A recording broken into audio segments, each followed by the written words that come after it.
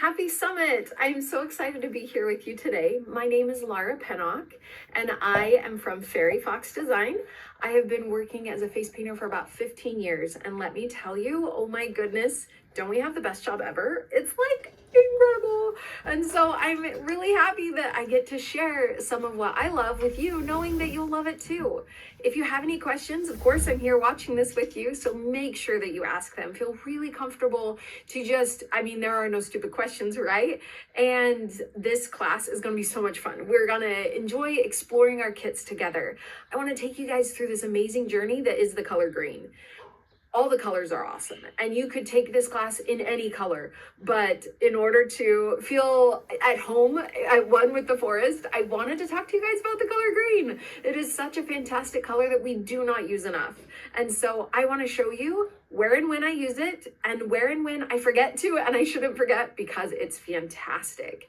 So get ready. We're going to be doing some theory. You're welcome to paint along if you want, or you're welcome to just listen and learn and then do the activities later on your own. Whatever is best for you is what I want you to do, honestly. But I'm really happy to be here with you. I'm excited to get to know some of you better through this process. And I just want to thank Olga and her team for how incredible they are to put this all together for all of us. So let's get ready to explore the beautiful color green.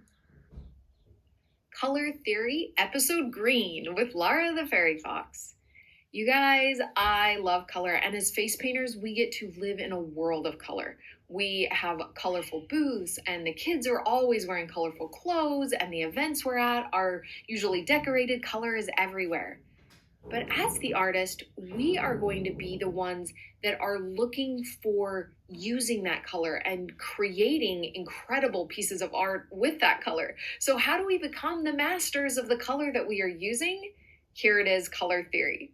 Color theory is a set of guidelines that help artists understand how to use color effectively in their work, including how colors mix, contrast, and communicate visually. We've taken that color, and if you think of where does color come from? Think of the rainbow, right? Roy G. Biv, red, orange, yellow, green, blue, violet. And these colors are there, but we can learn so much more. So they've created this design called the color wheel. When you see the color wheel, I love them. They're all different. There are so many, and sometimes they're in triangle shapes and circle shapes and all of this. I've picked a very simple one for us to talk about here. But they show you these colors and how they relate to each other. So the three primary colors are red, blue, and yellow. Now, if you go to design school, they have other names and phylocyanin and all these complicated words, but we're going to keep it really simple. These primary colors are ones that you're going to see first.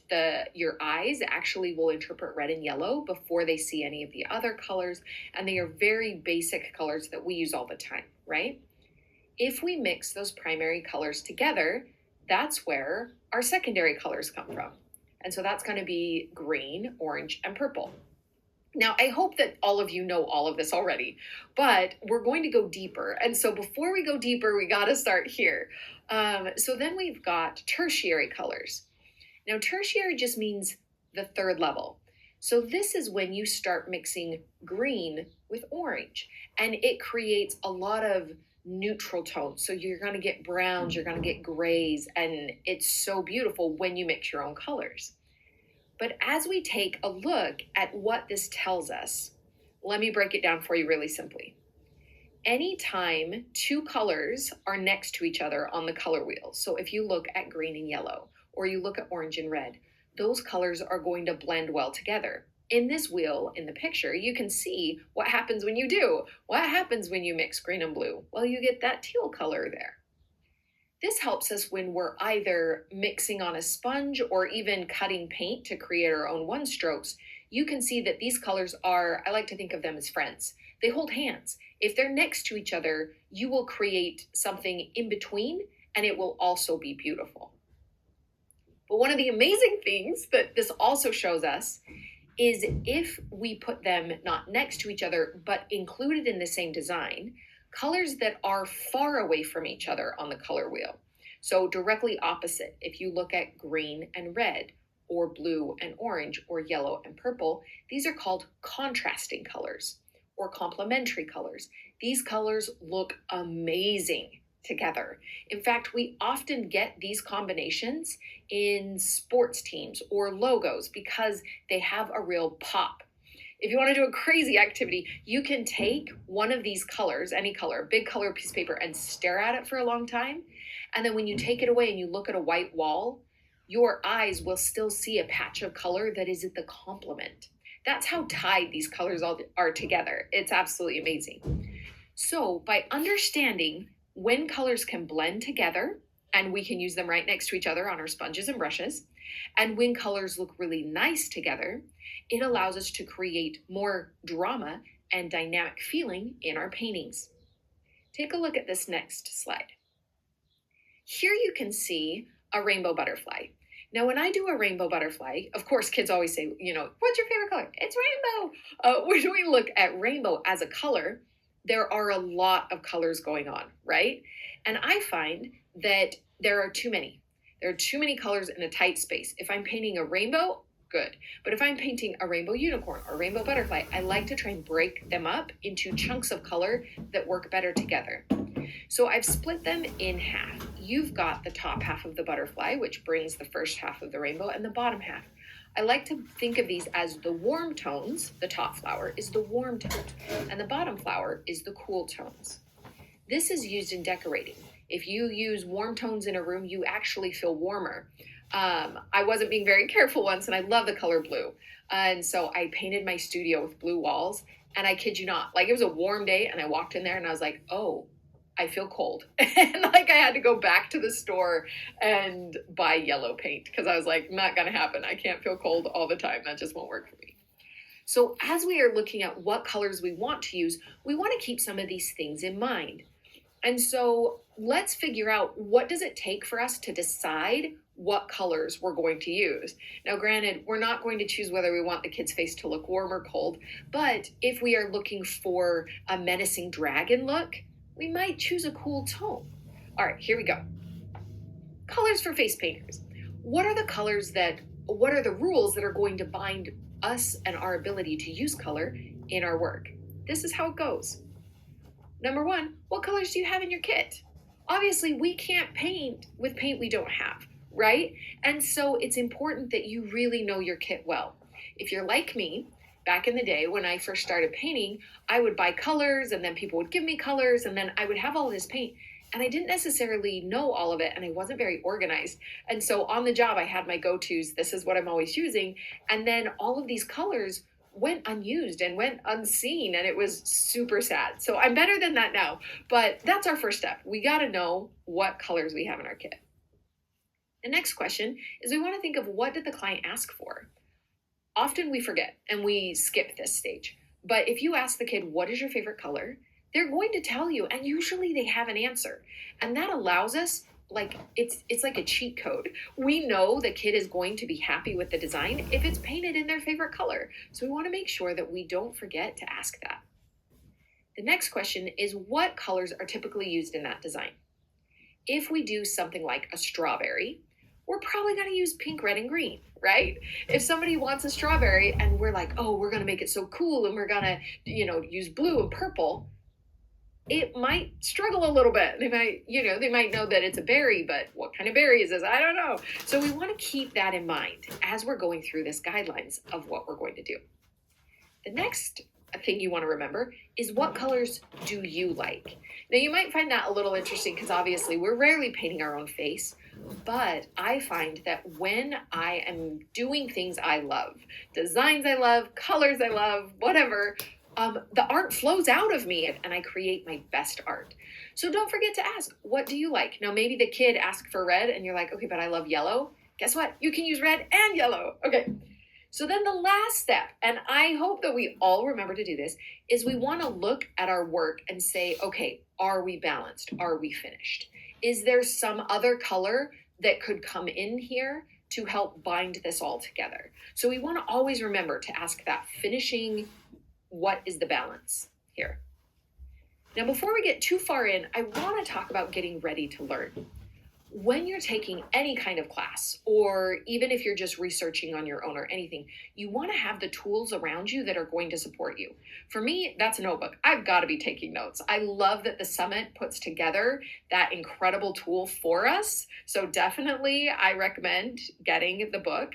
But any other thing, if you've got a notebook that you're using, or if you need to take pictures, by all means, do what you got to do in this class to support your learning. It's going to help you learn. If you've got your tools, it's going to help you learn, and it's going to help you remember. I can't tell you how many times I've been learning something and I'm inspired and I'm motivated and I'm so excited, and then a week later, I can't quite remember.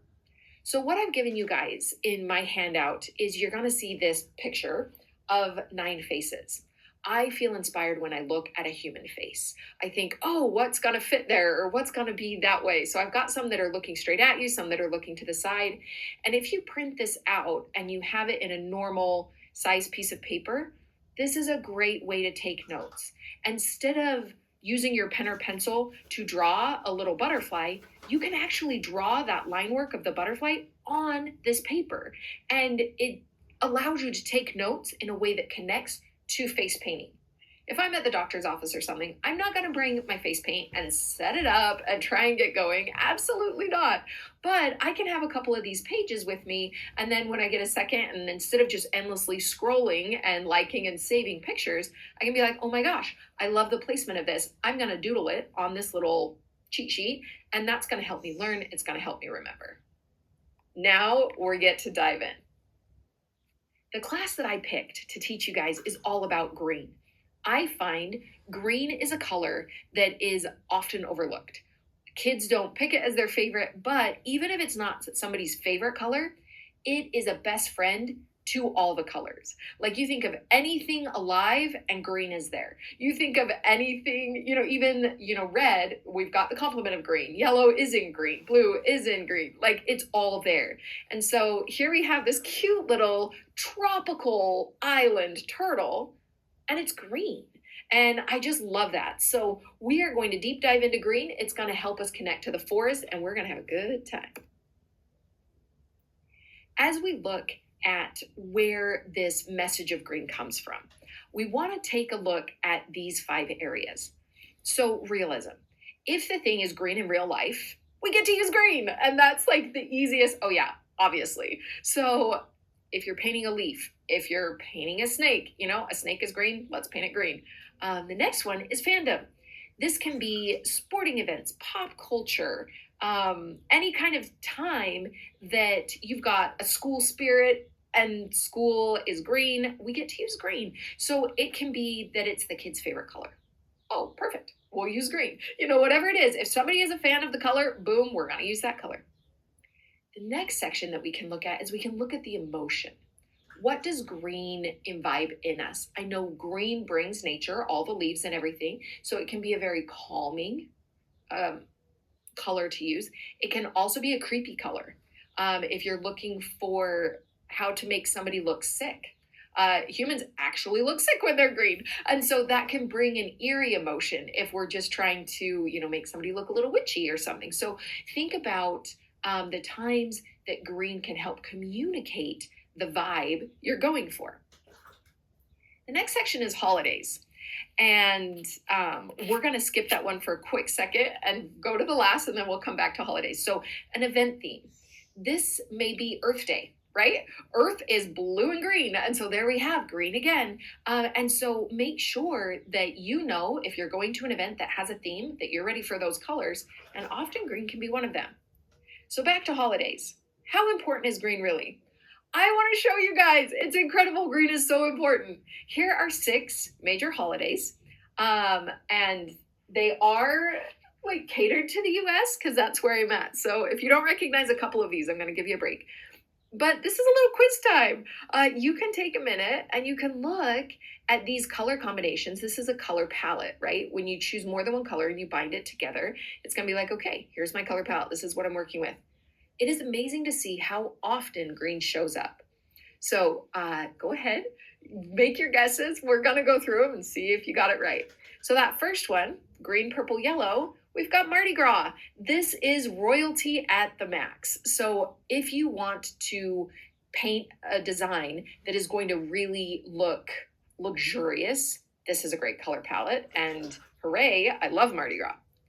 Next one, we've got green, green, and rainbow. That is St. Patrick's Day. We love luck and four-leaf clovers and gold, and like it's awesome. And so definitely green shows up. Next, we have Easter. Now, we may not think of green often when we think of Easter, except that Easter is in spring and is the beginning of a fresh year. And every single Easter egg, no matter what color it is, I tell you what, it's hidden in the grass. And so green is everywhere in an Easter design. Next time you see some Easter designs, I want you to take a look and green will be there. The next design, this one's a little bit of a stretch, but for Halloween, we often think orange and black, right? But as artists have wanted to push the envelope a little bit and add some color in, the palette you will often see is green, orange, and purple. The green there, it gives us Frankenstein. It gives us like monsters and zombie flesh, and like green is totally there. Little bit of poison in the bottle, absolutely. Next, we have Thanksgiving. Now, Thanksgiving doesn't have a lot of green, but the green that it has is the green of a dying fall. And that is a beautiful color. It is an awesome way that we can use green in this holiday. And then, of course, everybody's favorite, Christmas, green and red. So you can see that in just this one little section of life, holidays, green shows up. And so here we're going to go into this next part where we look at where does green show up. So the big design, the dragon, this is where green is. Green lives, green thrives. We know that in face painting, this is green. We're going to pay attention some in class today about where green lives. The next part of class is the watermelon. This is where green sneaks in. We want to notice how green can support the designs that we're doing. One-stroke roses are amazing, but would they be as amazing if they didn't have a couple leaves tucked here and there? When you do a design, you can ask yourself, would green fit? And almost always the answer is yes.